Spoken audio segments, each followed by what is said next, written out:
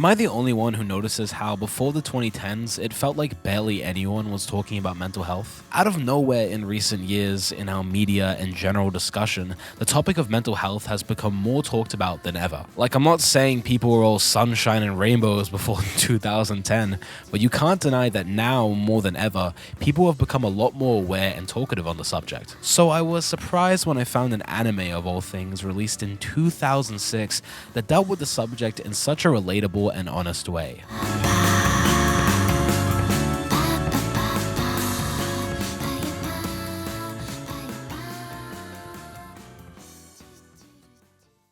Welcome to the N.H.K. centers around the main character Tatsuhiro Sato, a lonely, anxiety-ridden 22-year-old who isn't in college, doesn't have a job or any friends, and completely hides himself in his room out of fear for the outside world and responsibilities. Basically, the guy leads a very meaningless existence. This phenomenon in Japan is known as hikikomori, which means the extreme avoidance of social contact, especially by adolescent males. In a survey done in 2023 by the Cabinet Office, it was estimated that nearly 1.5 working-age people were living as hikikomoris in Japan. If you want to get a better look into the lives of these people, there are a lot of great videos on YouTube that go in depth. But one thing you'll notice every single time you hear about a hikikomori, a recurring theme is this feeling of not being accepted by society, and that due to these societal pressures, especially in a country like Japan, they've completely shut themselves off from the outside world as a way of protection. And just like the millions of other hikikomori,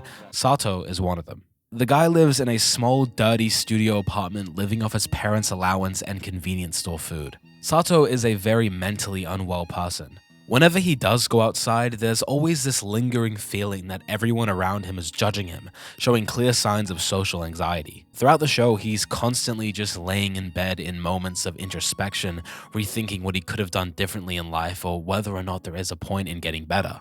And as the show progresses, he slowly becomes obsessed with gaming, using it as a way to distract himself from the pain that surrounds him every day.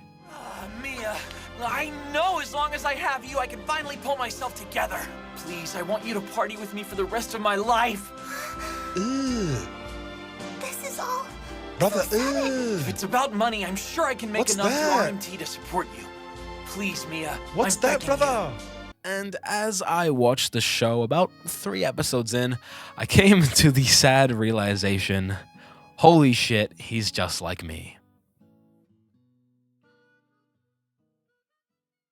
Every character in Welcome to the N.H.K. is dealing with some real shit. Money problems, social anxiety, responsibilities, and a general fear for the future. Even the characters that you think have it figured out, as the show progresses, it becomes clear that they're just as fucked as Sato is. For example, the other main character, Misaki, who throughout the show tries to help Sato break out of his hikikomori lifestyle through daily sessions of meetups at the park, acts as sort of a mentor for Sato. She comes off as a very happy and confident young girl who is way ahead of Sato mentally, but behind the walls she puts up, she's just as scared, lonely, and lost as Sato, maybe even more. When she was young, her father was an abusive alcoholic and she would regularly witness him beat her mother, and due to the abuse, Misaki's mother ended up committing suicide, which she even witnessed with her very eyes. At such a young age, this obviously affected her and the way she viewed people and life as a whole, which left her with these feelings that she's unloved and useless to the people around her. And in an effort to help herself get over her trauma, she uses Sato and helps him as a way to feel needed and prove her own self-worth. And she chose Sato because... I'm nothing! Nothing but a rock on the side of the road! That's not true!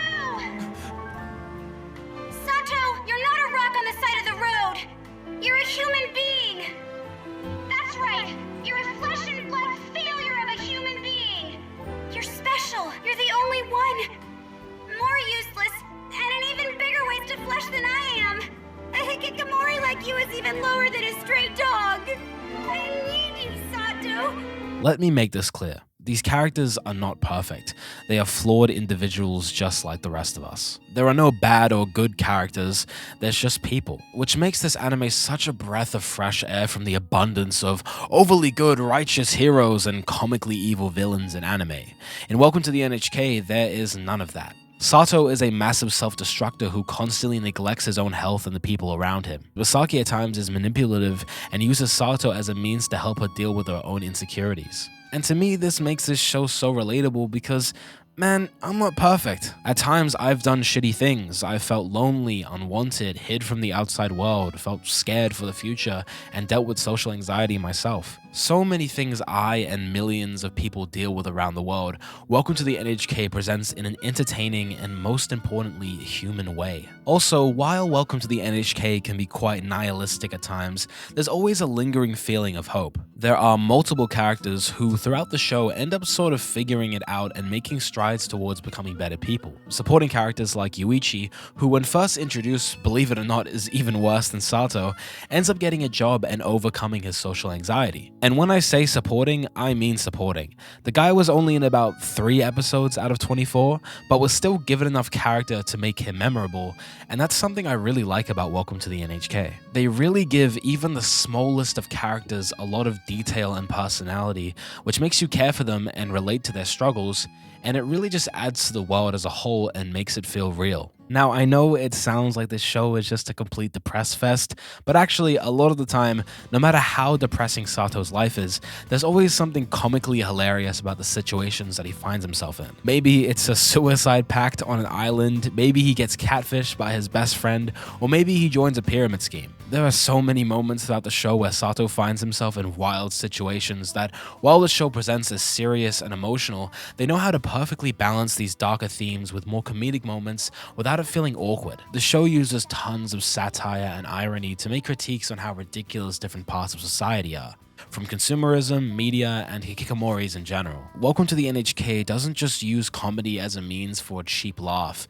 it is central to the show's story. Through these comedic moments, we're able to see how Sato and other characters deal with these situations, revealing more about their character, personalities, and coping mechanisms. Or how comedy is used as a way to break from the overall dark themes that surround the show, using it to release tension and make it not so overbearing to watch. Welcome to the N.H.K does a great job of using comedy to push the story further and balancing lots of different emotions and feelings. In every part of the show, from the music to the comedy to the characters, there's always this balance. And it just makes so much sense because that's how life is. It's not always just happy or sad, there's so much in between. And I know that a lot of other anime do similar things, but I feel like none of them do it as well as Welcome to the N.H.K. But also, the anime is just funny. You don't have to read into it as much as I have. That's ridiculous. If you don't quit now, they'll just keep sending you more and more useless products. Unless you terminate your membership, that debt of yours is gonna suck you dry. Huh? You hear me? Do you get it now? I get it! Suck me dry! Can I help? Now, if you've watched some of my videos, you'll know that as a heavy music fan myself and also a part-time reviewer, I couldn't end off the video without giving a little appreciation to this anime soundtrack because god damn this shit's good. As I said before, like the rest of the show, its music is always balancing these different emotions and they use a lot of genres to do this. We've got the blues, jazz, pop, folk, rock, akushibuke, and the list just goes on. Sometimes it feels like a stroll in the park through Paris. For example, in tracks like that gentle and great breeze I said.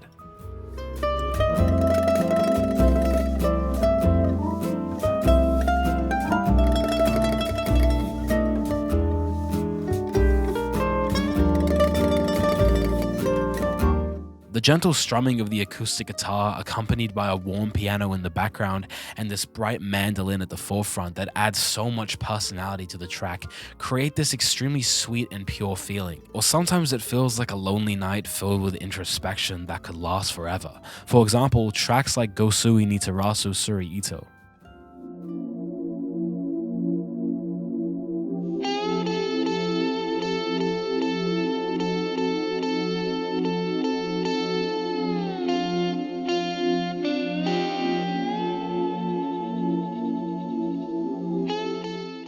The washed out synth that loops for the entire track creates this feeling of an almost empty void that is just exacerbated with the entrance of this bright bluesy guitar riff that I can only describe as somber and mournful. It's a track that when you feel like you're at your lowest, just hits you like a train. And this is the real power of this soundtrack. Its ability to play with your emotions and make you feel lonely, happy, depressed, and worried, just like how Sato and everyone else are. A lot of the scenes in Welcome to the N.H.K that have really stuck with me, and maybe you too, would not be as impactful if it weren't for this amazing soundtrack, which is beautifully created by Japanese rock band Pearl Brothers. So yeah, definitely go check out the soundtrack and the Pearl Brothers discography in general. They really knocked it out of the park when creating this, and they deserve a lot of respect for it. Welcome to the N.H.K is definitely in my top 3 favorite anime of all time. In the span of 24 episodes, not many anime or even shows have affected me the way this has. To me, it's extremely relatable, and I can see parts of myself within different characters,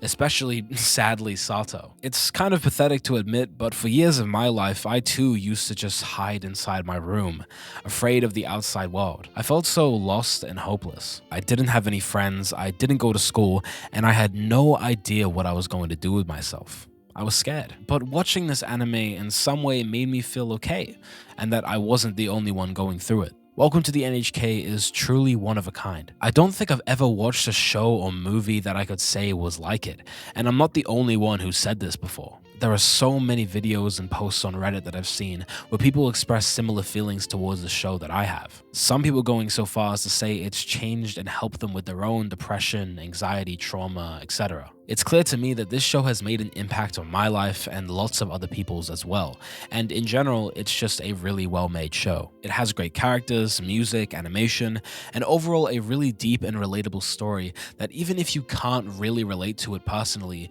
is so compelling in its character writing that it's hard not to sympathize and care for Sato and everyone around him. So if you haven't checked out Welcome to the N.H.K, please go watch it. In my opinion, I believe it's one of the greatest anime of all time, and I feel like depending on who you are, you might come away with a similar opinion. Also, thank you for watching this video. If you enjoyed the video, consider dropping a like and sharing it with someone who might be interested. But if you are also considering subscribing, please check out some other videos before you do that, because this channel isn't really anime focused. I mainly put out videos reviewing music, so I really don't want people just subscribing because of one video or an assumption that every video I make is going to be like this one. But yeah, either way, again, thank you for watching and have a good day.